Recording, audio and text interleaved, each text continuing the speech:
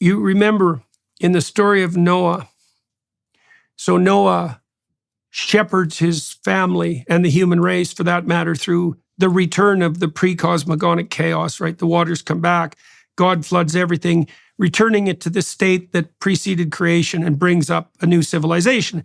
And Noah's to thank for that. Now, he goes out after he lands, because it's been a harrowing trip, let's say, plants a vineyard and proceeds to get rip-roaring drunk. And so that's a human failing. And Noah is only characterized in that text as wise in his generations, right? He's not a saint. He's not the savior. He's a good man, but a man. So he has faults. Now, here's what happens. This is so cool. So he drinks like 3 gallons of wine and passes out, and he's stark naked. I think his robes are lifted up over his body, and he's laying there in his tent exposed and naked. And his son, Ham, comes along and has a pretty good laugh about how stupid his father is, which is a pretty damn ungrateful thing to do. And foolish, because Ham it would be a great accomplishment of Ham to be half the man that his father was. So anyways, he laughs at Noah, and then he gets his brothers and he says, hey, the old man's, drunk out of his mind. Why don't we go? And he's all sprawled out. Let's go over there and we can all join in a good laugh. And his other sons, Noah's other sons, take a blanket and they back into the tent and they cover Noah. Okay, and so they show him respect despite his flaws. Now, the way that story ends is that, in tradition, is that slaves are the descendants of Ham.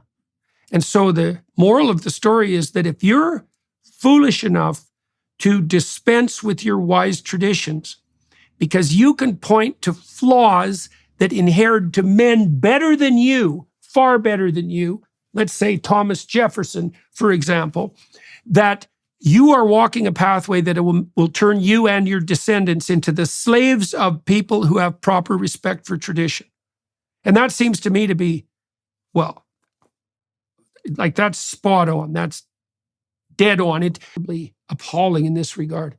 Our politicians will apologize even for imagined historical wrongs, even if they show no sign whatsoever of being anywhere near as wise as the people who hypothetically committed those wrongs, just so they can parade their moral virtue in comparison to the great men of the past. And one of the things, too, that is worth thinking about in that regard is there's almost nothing more cowardly than attacking the dead, because even more than the unborn, they can't defend themselves.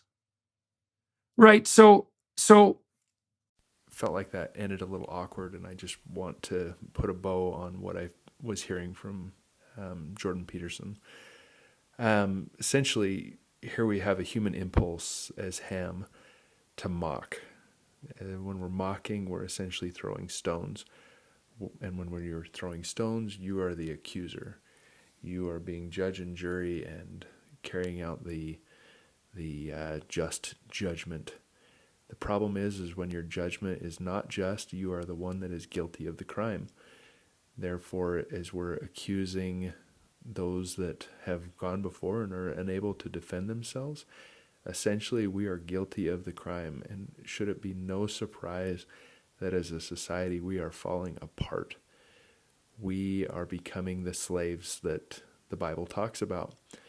This is an incredible truth that is being expressed, and not to make it political, but should it be no surprise that whichever side of the aisle you find yourself on, you feel like the other side is signing up for slavery? Aren't we just dealing two sides of the same coin? It's a joke. And as a society, we are guilty so much of not treasuring and building up the those that have gone before. We are falling into a sickness and falling into the trap of becoming the slaves that the Bible warns about. I just hope we wake up.